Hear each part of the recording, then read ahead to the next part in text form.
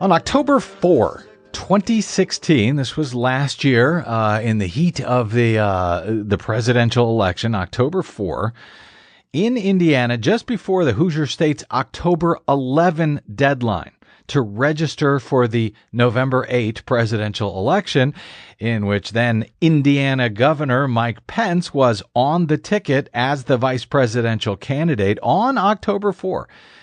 An investigation into alleged voter registration fraud had intensified rapidly on that day when state police reportedly raided the Indianapolis office of a voter registration group and confiscated computers, personal cell phones, and paperwork. According to a report from The Intercept at the time. The Intercept reported that workers at the site told them that state police had stopped one person from recording the incident at all, and that the group's lawyer had said he was unable to enter the building. State police were investigating at the time the Indiana Voter Registration Project's effort in 9 counties across Indiana after claims that the group had fraudulently registered voters. That, according to the Indianapolis Star. Indiana's Secretary of State Connie Lawson, who was a key sponsor of Indiana's 2005 photo ID law that went all the way to the Supreme Court, where it was upheld, she had announced the investigation in September. According to The Intercept, Lawson alleged that, quote, nefarious actors are operating here in Indiana. She said a group by the name of the Indiana Voter Registration Project has forged voter registrations, serious charges, which of course led to this raid at the Indiana Voter Registration Project's office. Patriot Majority is the D.C.-based group who is managing the voter registration drive in Indiana with the Indiana Voter Registration Project. Its leader, Craig Virogo, told the Intercept that it's not unusual that they would turn in questionable forms and flag them to election officials.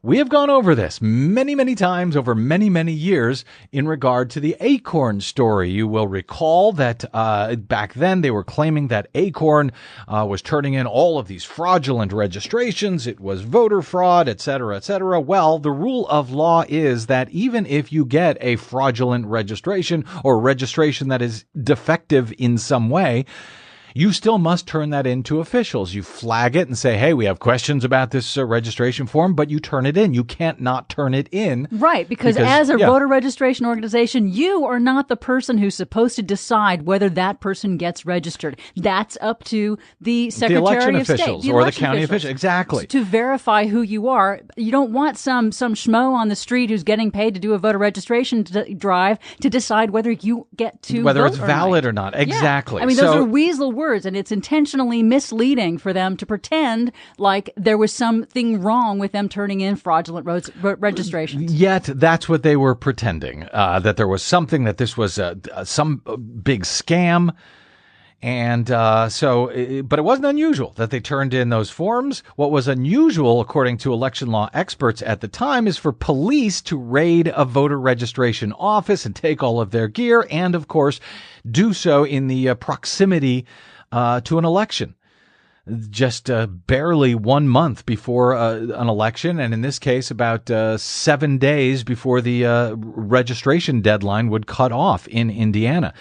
Dan Takagi, an election law professor at Ohio State University, said that he was worried that such a raid, if it happened in the manner described in the news reports, and it did, that it would have a chilling effect potentially on voter registration drives across the country just 1 month out from the election. Takagi said, my concern is it's going to intimidate people who are registering to vote. There's nothing that affects turnout on Election Day more than voter registration, Takagi said. Voting registration is really the big thing. If you make it more difficult to register, you will decrease the number of people who vote. These sorts of law enforcement activities are extremely worrisome. That's what was going on in early October 4, in the state of Indiana. The next day, according to the Indianapolis Star, they said Indiana State Police, remember, this is the state police investigators, had searched a voter registration agency on Indianapolis's north side as they look into a voter fraud case that spans 9 counties. So now you got Indianapolis Star calling it a voter fraud case, not a voter registration fraud case, but a voter fraud case that spans 9 counties in Indiana. They reported that police said the growing number of involved counties leads investigators to believe that the number of fraudulent records might be in the hundreds. According to state police, the possible fraudulent information is a combination of fake names, addresses, and dates of birth with real information, the Star reported. According to a state police statement at the time, an investigation of this nature is complex, time-consuming, and is expected to continue for several more weeks or months. Victims of the activities by some agents of the Indiana Voter Registration Project may not discover they have been disenfranchised from voting. So now the police are already declaring that there are victims here, that Indiana Voter Registration Project has fraudulently disenfranchised people from voting. Again, this is the state police in the run-up to the election, just days before the registration deadline in the state of Indiana. Now, we've been, talking over the many months about the inappropriate announcements made by James Comey last year. Because the Department of Justice has a rule, essentially, that you do not take these sort of actions just days prior to an election. You don't take, criminal action. You don't file charges in a way that may affect elections. And here you've got the Indiana State Police going out and making these outrageous statements that this group has committed essentially massive fraud.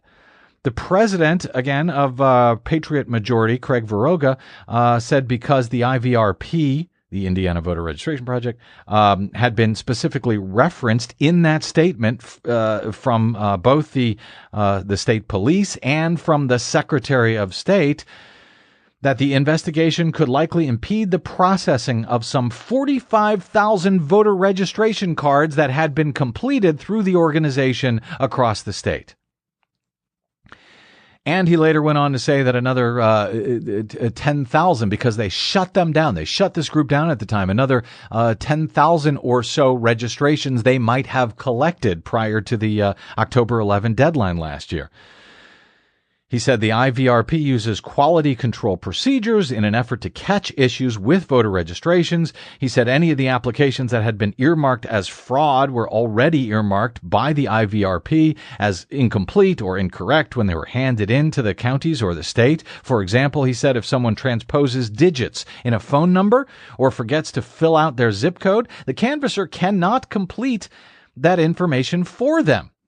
They got to turn it in as is. Verhooga said that card would then be flagged before being turned over to the local clerk's office. If they transpose a number and that's inaccurate, that's a mistake. He said that's not fraud. Verhooga says he does not know the status of those 45,000 applications, but said the seizure of cell phones and laptops during Tuesday's search warrant impedes the organization from further registering people to vote before the October 11 deadline. The investigation, he said, is a partisan effort designed to make it harder to vote in this election.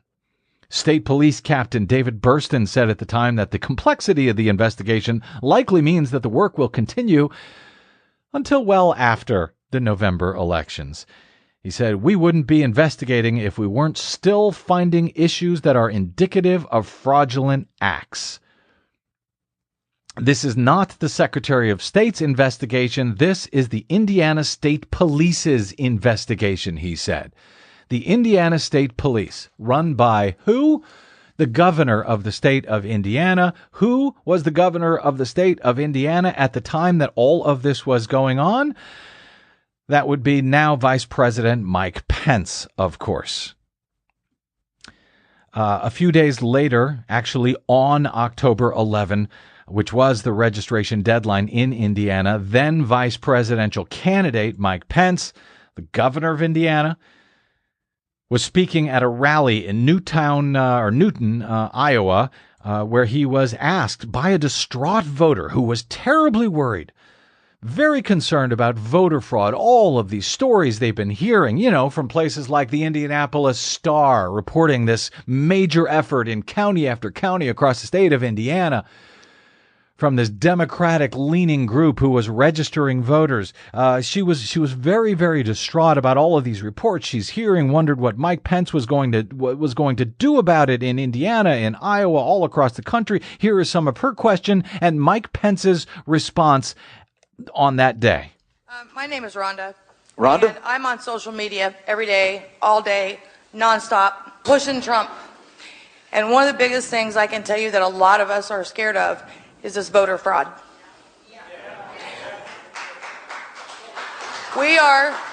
There's a lot of us that are out here saying that we go to vote, we're going to wear red. Our lives depend on this election. Our kids' futures depend on this election. What are we going to do to safeguard our votes? Because we've seen how the Democratic Party is just crooked. Well, look, I'll tell you, number one, it's, elections are administered at the state level. They are. And I'll tell you, in the state of Indiana right now, we got a pretty vigorous investigation into voter fraud going on right now. Ooh. And let's make sure that our elected officials are upholding the principle of one person, one vote. And if you are concerned about voter integrity and you haven't signed up to be a poll watcher, to volunteer at a polling place, to be a part of the integrity of that process, then you need to do it. Now, of course, I agree with his call for them to sign up, to be a poll watcher, to be a poll worker, and so forth. That's fine. But this vigorous investigation into voter fraud, it wasn't into voter fraud. It was into voter registration fraud. And it was at his behest. So he's got this terribly distraught woman asking her, she's so concerned that the election is going to be rigged because, that's what Donald Trump had been saying and Republicans have been saying for years, that there's massive voter fraud going on. Instead of calming her down, he just fed into it, this vigorous investigation into voter fraud right now. And he talked about voter integrity. As I have said many times, the voters are doing just fine. Leave them alone. If you're worried about integrity, it's the integrity of our elections themselves and the way they are run and the way they are counted and the way voters are kept from being able to vote at all and the way state police thugs are sent in to take out tens of thousands of voter registrations in the days before an election, as we saw from Mike Pence's state police force last year in October, before he then went on to scare them further with this vigorous investigation into voter fraud. That was October 11. That was the day that the registration deadline in Indiana itself. About a week or so later, as Indiana State Police were continuing their investigation into the alleged voter fraud issue in the state, one county prosecutor, the county prosecutor who would bring charges in this case, said that the talk of voter fraud is, quote, without merit. Marion County prosecutor Terry Curry told the Indianapolis Star in a statement that accusations of voter fraud are premature as the state cops were still investigating. Curry specifically called on investigators to stop discussing the investigation until it is finished. Stop putting out statements, making these claims about this group. Confidentiality, Curry said according to the AP at the time, confidentiality is important to allow investigators to continue their work independently and to avoid material prejudice in the matter.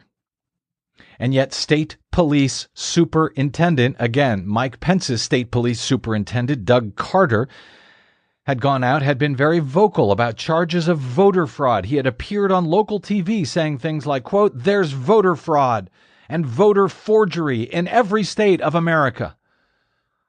That was the superintendent of the state police in Indiana, work under Mike Pence, under the charge of Mike Pence at the time. Mike Pence, who joined in with the chorus on behalf of Donald Trump to claim, oh, you know what? Well, we had to get rid of James Comey because he said inappropriate things before an election, and law enforcement officials should never be doing that. They might prejudice the election.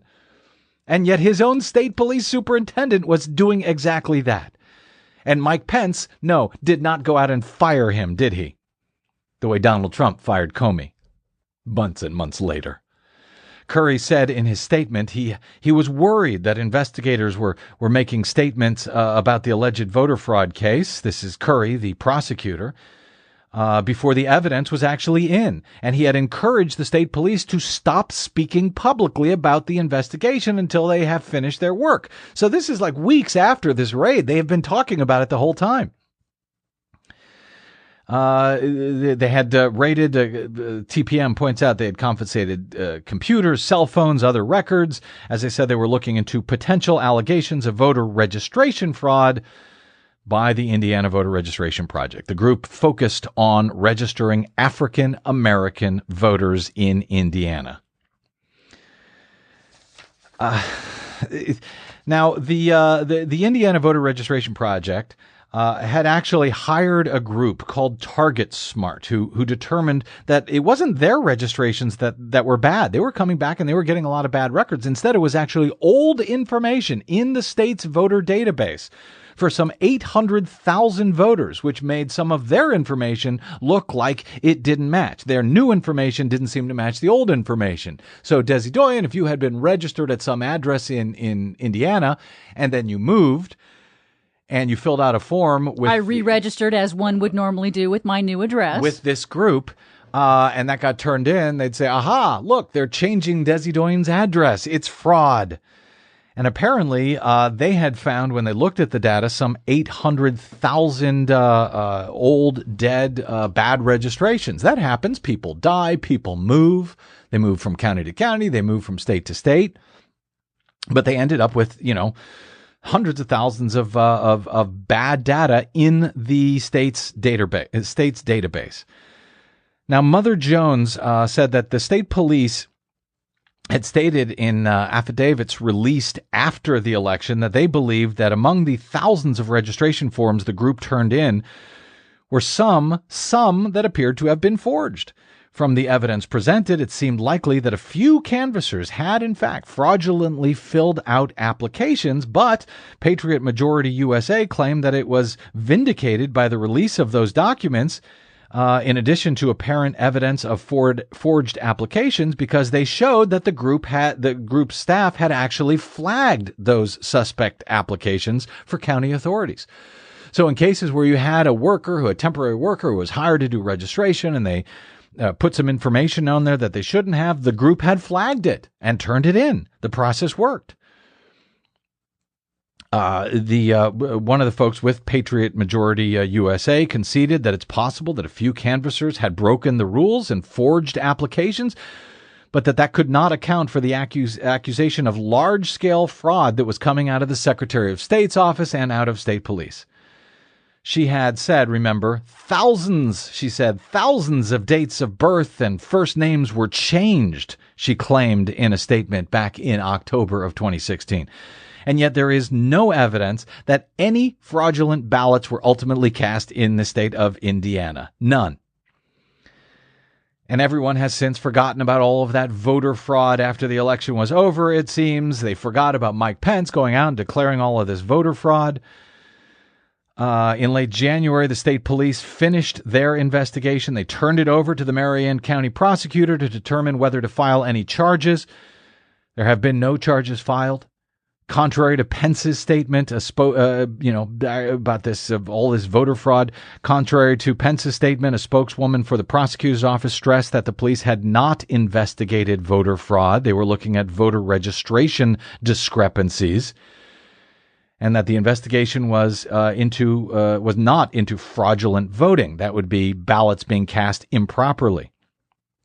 McLeish, the spokesperson, told Mother Jones they had not yet decided whether to press charges. So shortly before leaving office, Mike Pence, when he left the governor's office to become vice president, by the way, he awarded Indiana Secretary of State Connie Lawson the state's highest civilian honor. And about a week or so ago, that office, the Indiana Secretary of State's office, removed about 500,000 registrations from the rolls because they said, oh, yeah, these are old and out of date. Pretty much exactly what the Indiana Voter Registration Project had tried to tell them at the time, but the deed was done.